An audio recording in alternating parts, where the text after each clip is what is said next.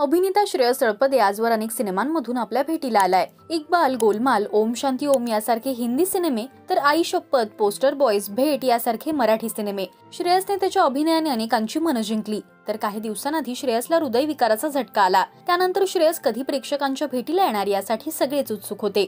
तर नुकतंच सोशल मीडियावर लाईव्ह येत त्यांनी अभिनेत्री प्रार्थना बेहरे सोबत नवा सिनेमा करणार असल्याचं जाहीर केलं। प्रार्थना श्रेयसने एकत्र माझी तुझी रेशीम गाठ या मालिकेत काम केलं होतं। त्यानंतर आता श्रेयस ही अनोखी गाठ या सिनेमातून आपल्या भेटीला येणार आहे। या सिनेमाचं पोस्टर नुकतंच आपल्या भेटीला आलं। महेश मांजरेकर यांची लेक गौरी इंगवले सोबत श्रेयस स्क्रीन शेअर करणार आहे। या सिनेमाची निर्मिती झी स्टुडिओजने केली असून महेश मांजरेकर यांनी याचं दिग्दर्शन केलंय। येत्या 1 मार्च 2024 ला हा सिनेमा आपल्या भेटीला येणार आहे।